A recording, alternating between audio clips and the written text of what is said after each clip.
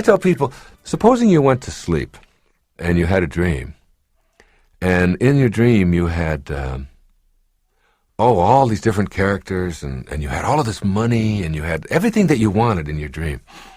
And then you woke up.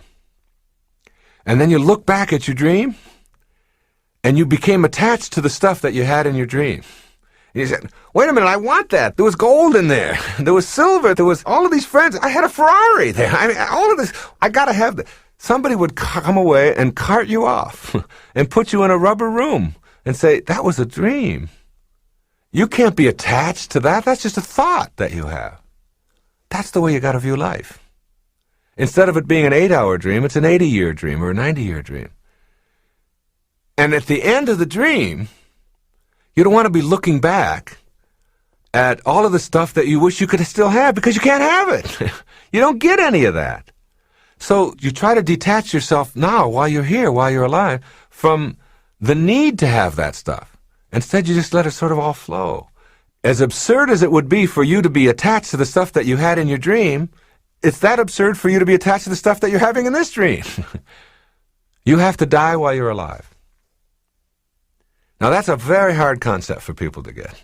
But you have to experience your own death while you're alive. Let me tell you a story. It's a wonderful story. It's an old, ancient story. I'll paraphrase it. There was a hunter who lived in India, and he would go to Africa every 2 years, and he would bring back animals and prizes and things like that.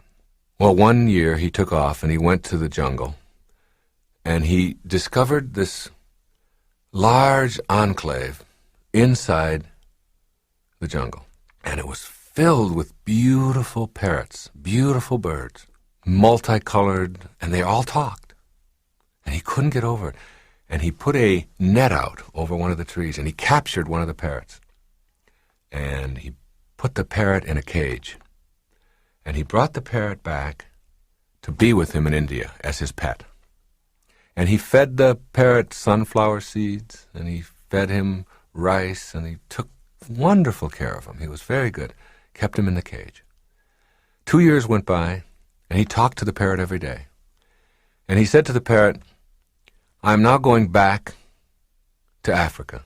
Is there anything you would like me to say to your friends back there in the jungle when I'm back there? The parrot said, yes. Tell them that I'm very happy in my cage. Tell them that I am joyful and that I love being in my cage here with you. Just tell them that. The hunter went back to Africa. He went back to the place in the jungle where he had been 2 years before. And he told the story. He said, your friend that I took back has a message for you. And the message is that he is happy in his cage, that he is joyful with me, and that he has no regrets. At the instant of hearing that, a bird on one of the branches keeled over and dropped dead. Dropped dead.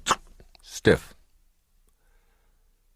The hunter assumed that he was just filled with sorrow at hearing of what had happened to his friend. So he went back to India, and he told his parrot what had happened. He said, I went back and I did just as you said. And I told them all out there, and at the moment that I told it, apparently one of the parrots was so upset that he'd missed you so much that he just dropped dead. And at the instant that that happened, the parrot in the cage keeled over, dead. His legs went straight up in the air, and he went stiff. The hunter was beside himself. He couldn't figure out how could this happen. And he took the dead parrot out of the cage, opened it up, and threw it out on the woodpile. The instant that the parrot landed on the woodpile, he flew up to the branch. And the hunter said, you tricked me. What is this? I thought you were dead. And the parrot said, my friend was sending me a message. He told me, by his actions, that in order for you to escape from your cage, you must die while you're alive. Okay, now that's an old story. That's an ancient story that's been told over the years. What does it mean? I mean, don't you see that this is a cage? that the whole planet is a cage, if you can just stand back far enough and see that we're still restricted by the limitations placed on us as human beings. We're stuck here, or maybe in our homes, or in wherever we are. We're all in cages. And even though we have more room to manipulate, we may even have a whole planet, we're still sort of in cages. Now, how do you escape from the cage that you're in? You have to die while you're alive. You have to literally experience your own death. All of us have to. All of us are going to die. So why not experience it in advance? And see yourself out of your body, gone, but able to look back at what's going on now. Just like the dream, where you have the dream and you have everything you want, but you're able to look back at it. As you do that, you begin to see the folly, the absurdity of hanging on to anything, of being attached to anything, of needing anything, of telling yourself that I can't be happy if, from the perspective of having died, but being able to look back on it just like the dream. As soon as you can do that, as soon as you can experience yourself formless, dimensionless, form and all of the attendant things that you hang on to become irrelevant. They're not necessary any longer. You have a whole new way of living, a new way of being.